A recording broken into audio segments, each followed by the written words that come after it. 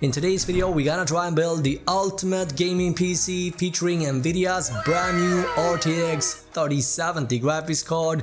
But there is only one problem, guys, and that is we can only spend a total of $1,000 for the entire PC build.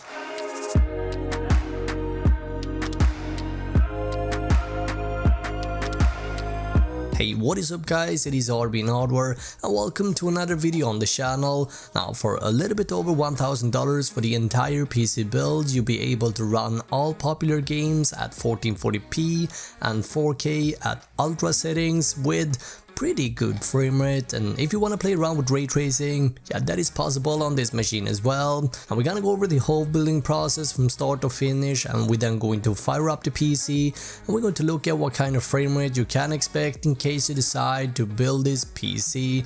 Now if you find anything you like, all items are linked up down below.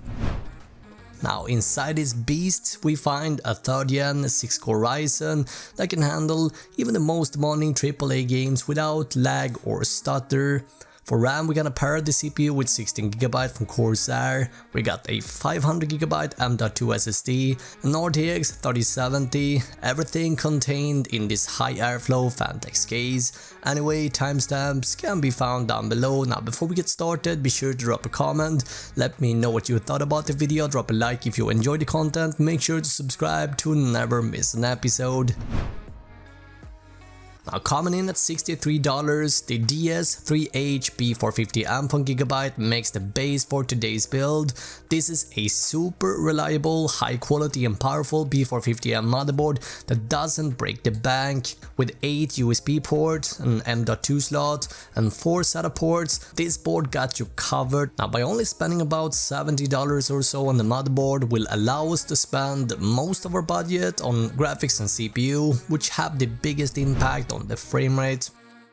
And speaking of the processor, for today's build I went with the 6-core 3rd gen Ryzen 3600, who is finally back in stock again. Now this budget CPU comes with 6 cores and 12 threads, and the CPU supports something called SMT, which nowadays pretty much all games support, and this will allow your favorite game to run as smoothly as possible without stutter. Now taking a quick look at the gaming performance, in Cyberpunk 2077 for example, we see that the 3600 is trading blows with the 9600K, and if we look beyond 1080p gaming, we see that the CPU rarely becomes a huge bottleneck when gaming. Yes, there are small differences here, but you won't notice any real difference in a real life side-by-side comparison. Anyway, the Ryzen 5 3600 has a base clock of 3.6 and a 4.2 GHz boost clock.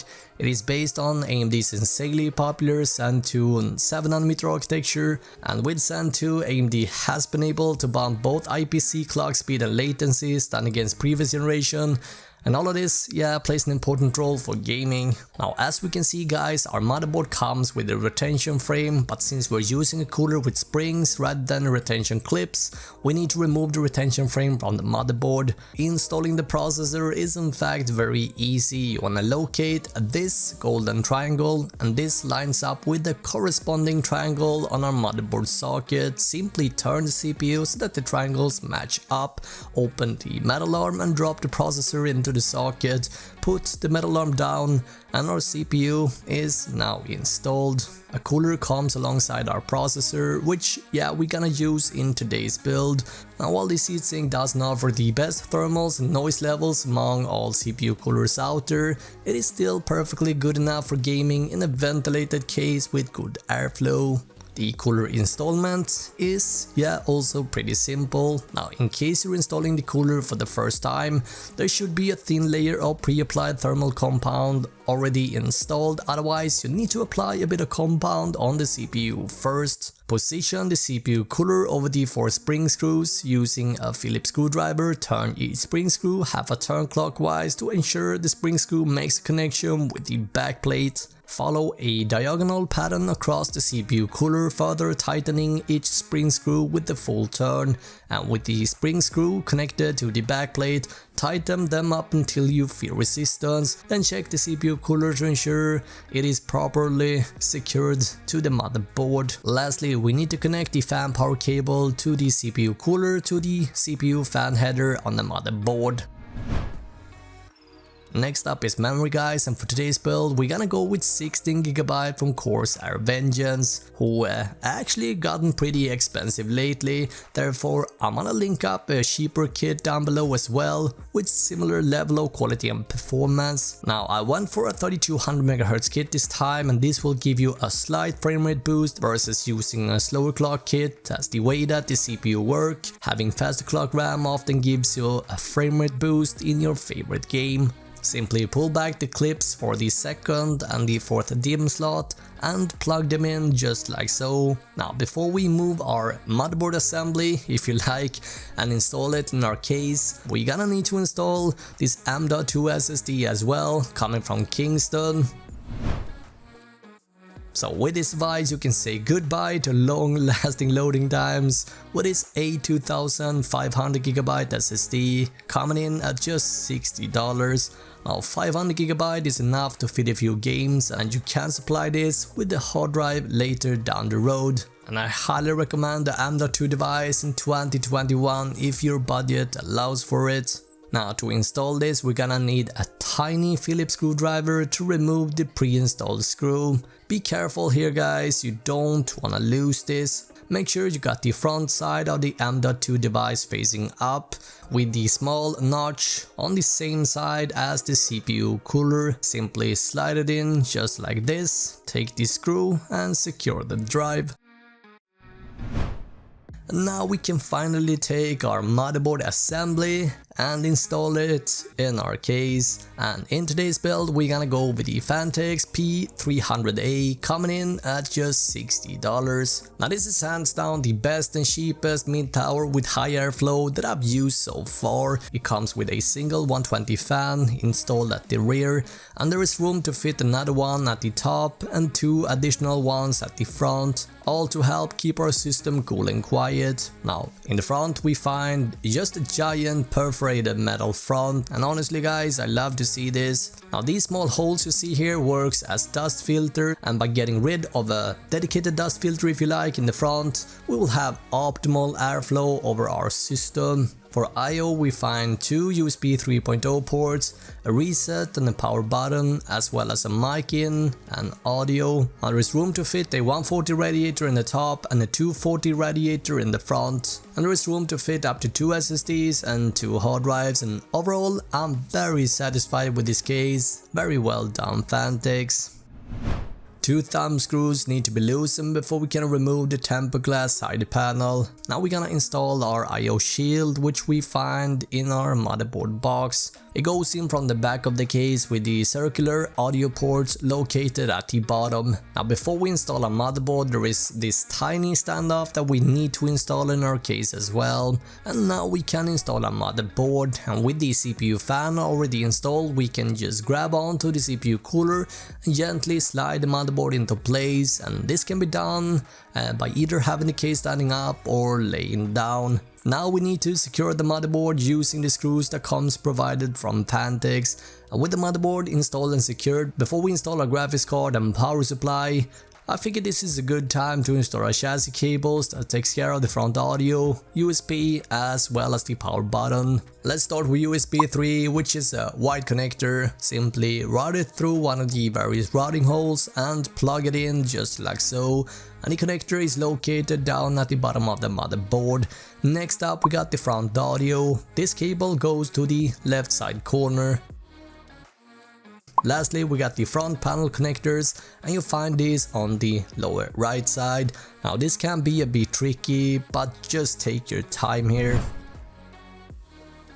For the power supply I went for the Corsair RM750, 750 watt, an 80 plus gold certification.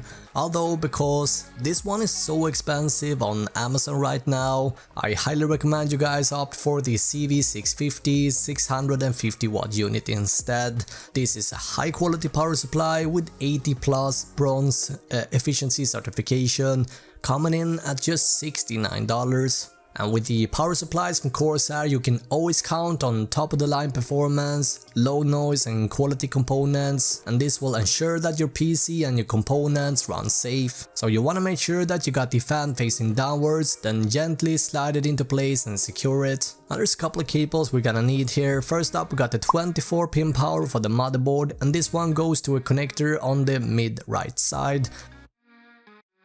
Next up, we got the 8-pin power for our CPU. This one goes all the way up to the top left side corner.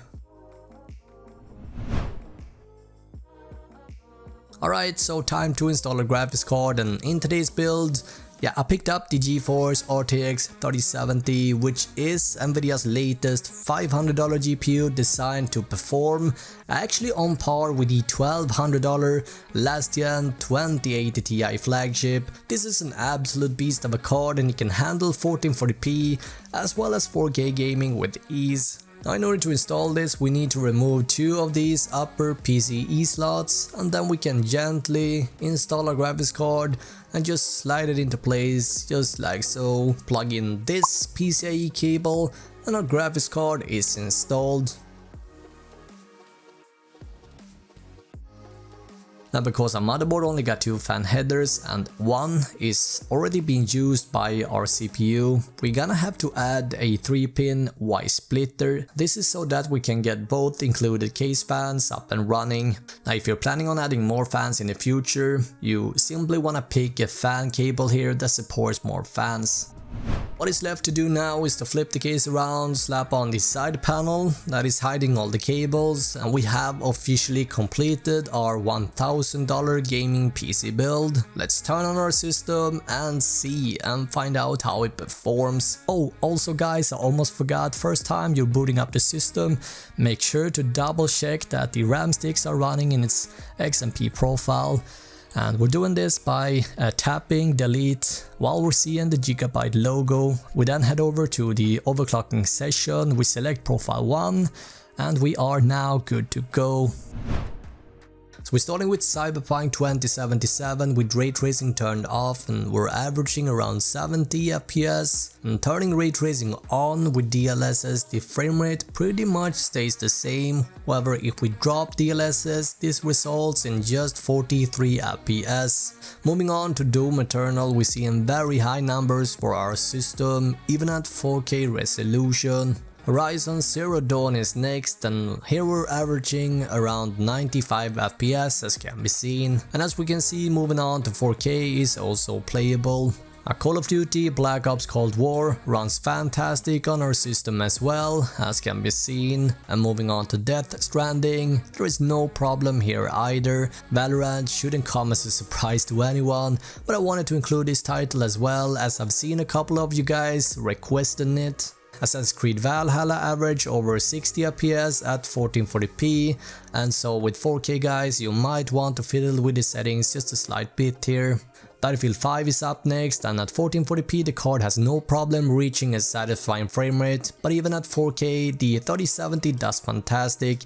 Next game in order is Metro Exodus, where I decided to turn up both Hairworks and Advanced Physics. And running the built-in benchmarks results in high numbers as can be seen. 1440p runs great on our system, and even 4K with lots of detail is possible. Moving on to Red Dead Redemption 2, which also runs great with about 80 FPS at 1440p. However, reaching 60 FPS in 4K requires an RTX 3080 graphics card, but if you drop the settings a bit here, you will reach a satisfying frame rate no problem. Gears 5 is another popular title, and the RTX 3070 has no problem here either. 1440p runs fantastic, and 4K runs great on our system as well. Division 2 is next up, and even here you should be able to run the game regardless resolution and still reach at least 60 FPS on average with the small tweaks on the graphics settings. And again guys, all components we just went over can be found down below. Now I am starting up a Discord server, and it would mean the world to me if you guys wanted to join. And here we can discuss PC builds and issues and everything in between. Now I'm going to hang out here and answer any questions you guys might have, so you definitely wanna join up. Now watch either of these 2 videos, and I will see you guys in the next video.